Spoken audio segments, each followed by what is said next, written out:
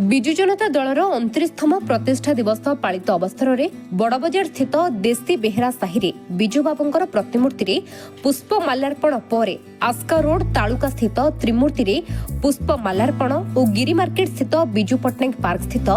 विजु बाबूंकर प्रतिमूर्ति रे पुष्प माल्यार्पण करा जायथिला। विजु जनता दल शासन समय में विभिन्न उन्नतिमूलक कार्यक्रम करिथिबा नै आज विजु जनता दलर कर्मकर्ता माने स्लोगान दैथिले।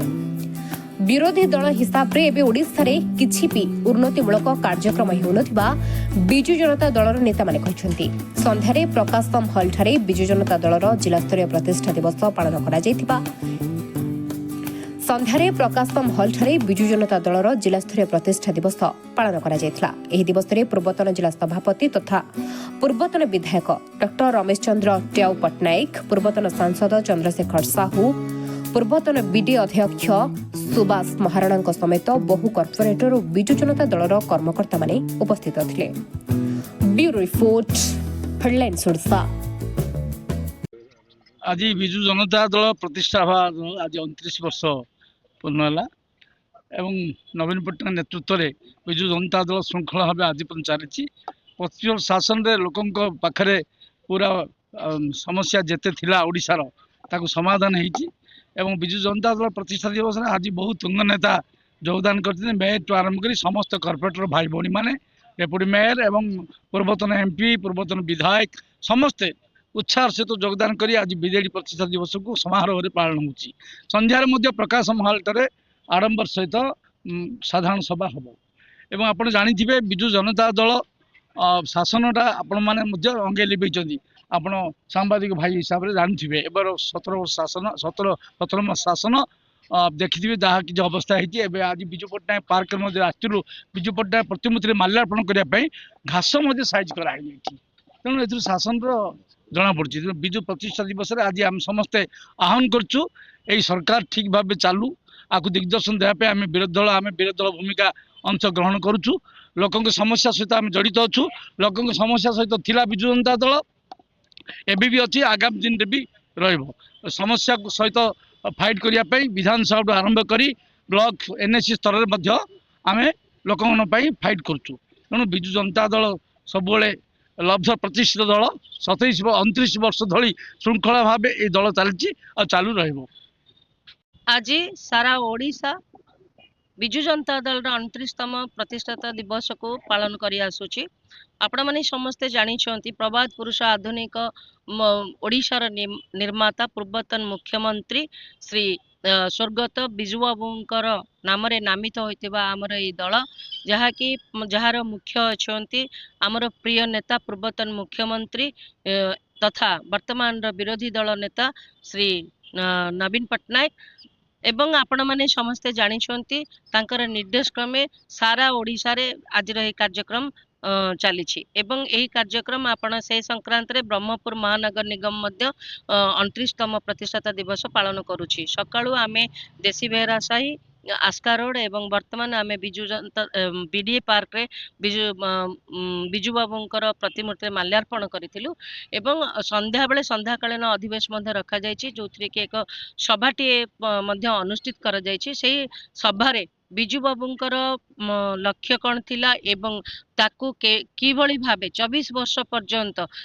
पूर्वतन मुख्यमंत्री तथा विरोधी दल नेता नवीन पट्टनायक ताकू परिचालन करी सुंदर सबुज ओडिशा बनैथिले एवं ता सहित ब्रह्मपुर मध्य कोण अनुकोण रे तार विकास छाप एबे पर्यंत मध्य देखिबाकू मिले एवं से कथा को आहुरी केमती संगठित व्यवस्था रे ताकू पुनर्बार भावे विकास करा जाई परिबो आउ विरोधी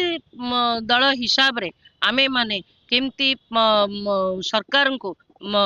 तांकर जोटी भूल भटका होची ताकू आमे लोकंक सम्मुख रे रखिबु तार आलोचना मध्य हबो। विजु जनता दल विरोध ना रे कोनोसी विरोध करे नाही जते बेले लोकंकर स्वार्थ रे बाधा आसे जनता जनार्दन जनतांक पय सरकार तयारी हुए जनतांकर स्वार्थ सब बेले आगरे रहिबा दरकार जोठी बाधा आसे ताकू प्रतिवाद करबा हला आम मानकर काम एवं ताकू लोकंक पाखरे न्याय पहुंचाइबला आम काम से काम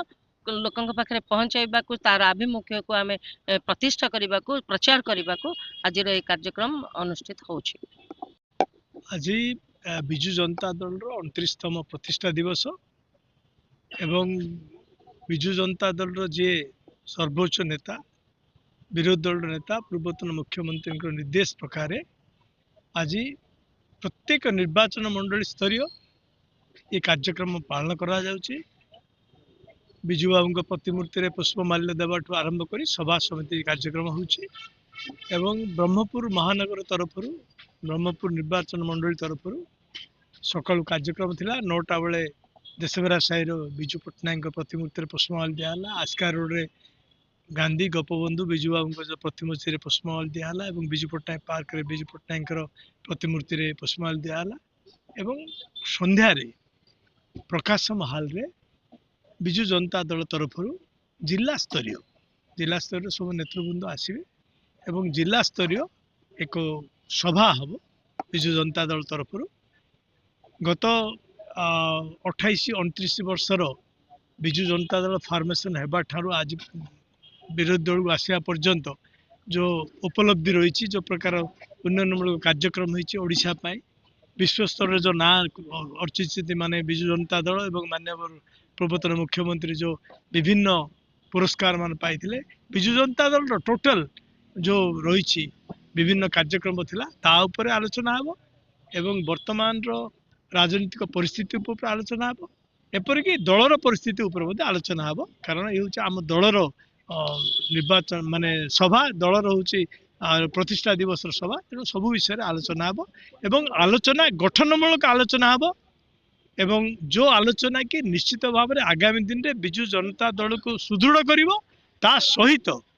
ଲୋକଙ୍କ ସମସ୍ୟା ସହିତ ଅଧିକ ଜଡ଼ିତ ହେବ ଏବଂ